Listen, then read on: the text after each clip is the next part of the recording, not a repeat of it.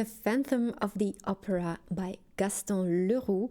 This was our book club pick for the month of May. It is about a disfigured composer who lives in the opera house and he falls in love or becomes obsessed with an opera singer named Christine. I picked this one for the month of May for the book club, and today I will be discussing the author, his inspiration, and the work itself. Leroux was a French author of detective fiction, and after spending all of his money, he became a journalist. He was present at the Russian Revolution and he wrote about it as a journalist. He died at the age of 58 in France in the city of Nice. This novel was published in installments in the newspaper.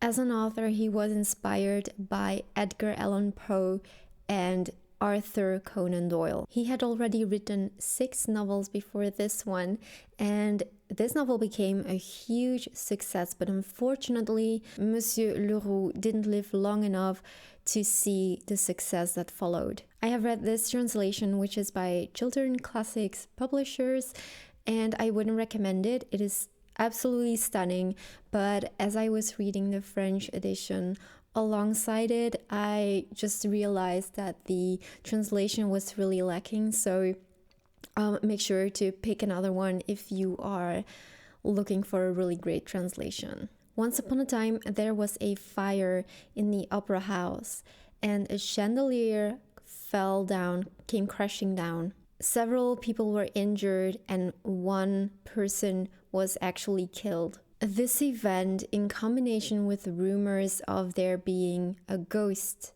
in the opera house, led to Leroux writing this novel. It was published in 1910, which makes it a modern classic. As for the genre, I think it is very difficult to put it in one category.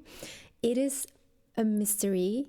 It is a crime novel, but it also has some strong gothic elements to it. You could place it along Frankenstein and Dracula. The atmosphere is very dark and gloomy, which leads us to the setting of the novel. It is set in Paris, but it is actually most of the story is taking place in the opera house itself. It does follow the typical mystery novel format, as in there are multiple suspects, the information is released from time to time, and at the end we have this big revelation.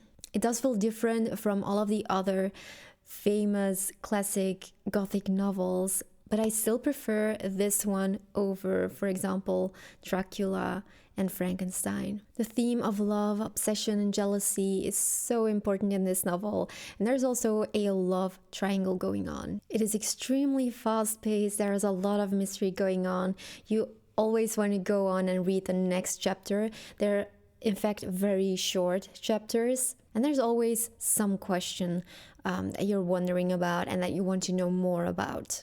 I'm a huge fan of The Hunchback of Notre Dame by Victor Hugo, and I have seen so many similarities between The Phantom of the Opera and Notre Dame, and I think I dare say that Leroux was inspired by Hugo's novel because there are so many similarities. The ending, how Christine and Esmeralda resembled, how everything is taking place in an important building in Paris, for example, Notre Dame, and then the opera house. And of course we have the love triangle. There are so many more points, but I cannot talk about them without spoiling The Hunchback of Notre Dame, so I'm not going to do that. If you have read Faust by Goethe, then you might want to pay attention to the similarities between Faust and the Phantom of the Opera.